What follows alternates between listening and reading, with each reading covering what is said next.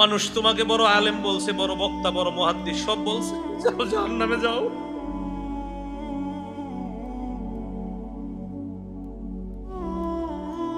তুমি লড়াই করছো, মানুষ তোমাকে বাহাদুর বলবে এই কারণে, দুনিয়াতে বাহাদুর বলছে, যাও জাহান্নামে যাও। দাতাকে বলবে তুমি যেন বড় দাতা, এটা বলার জন্য তুমি দুনিয়াতে দান করছো, জাহান্নামে যাও। হাদিসে নবীজি বলছেন উলাইকা সালাসা তুসারু বিহিমুন নার আউয়ালু মান তুসারু বিহিমুন নার, এই তিনজনকে দিয়ে জাহান্নাম জ্বালাবে আল্লাহ। সর্বপ্রথম এই তিনজনের মাধ্যমে জাহান্নাম জ্বালাবে। মানুষকে দেখানোর জন্য যেন আমাদের আমল না হয়, আমাদের হজ, আমাদের কোরবানি, আমাদের জীবন, আমাদের মরণ সব কাকে খুশি করার জন্য বলেন?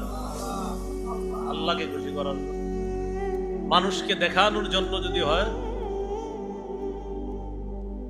একদম শেষ, জাহান্নামে জ্বলতে হবে। আমি আবু হুরায়রা রাদিয়াল্লাহু তাআলা কেন বেহুশ হয়েছে হাদিস বলতে এবার বুঝছেন আপনারা। প্রথমে আলেমের কথা, উনি তো নিজে বড় আলেম ছিলেন, একজন টেনশনে হাদিস বলতে পারতেছেন, ভয়ে হাদিস বলতে পারতেছে না যে আলেমদের দিয়ে শুরু করবে, আমি তো একজন আলেম। আবু হুরায়রা রাদিয়াল্লাহু তাআলা একবার, দুইবার, চারবার বেহুশ হয়ে গেছে, টেনশন পেরেশান। আপনাদের সাধারণদের উদ্দেশ্যে আজকে বয়ান করতে আসছে। শেষের দিকে কি এক হাদিস মাথায় আসে, এই হাদিস যখন মাথায় আসে তখন আর আপনাদেরকে বয়ান করতে মন চায় না, তখন মন চায় শুধু নিজেরে, আমরা হুজুর যারা আপনাদেরকে বয়ান করি, আমরা সাধারণ পাবলিক আপনাদেরকে কি বয়ান করি। বুঝাইতে চাইলাম কোরবানি তো সবাই করি ভাই, কাউরে দেখানোর জন্য কোনো আমল করেন না, নামাজও কাউরে দেখানোর জন্য করবেন না, হজ কাউকে দেখানোর জন্য না। তাহলে আজকে থেকে আমি, আপনি, আমরা সবাই সিদ্ধান্ত, কি আলেম আর কি আপনারা, আমরা সবার সিদ্ধান্ত, আমাদের ছোট বড় সব আমল কার জন্য হবে? আল্লাহর জন্য। আমরা সব আমল আল্লাহর জন্য কি করবো তো ইনশাআল্লাহ। তাহলে হজ কার জন্য, কোরবানি কার জন্য?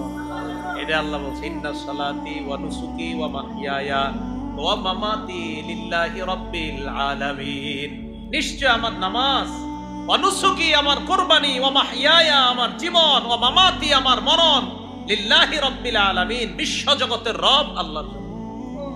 তাহলে আমাদের জীবন, আমাদের মরণ, আমাদের হজ, আমাদের কোরবানি, আমার সব ইবাদত, বলেন মোট কথা আমার আপনার জীবনটাই কার?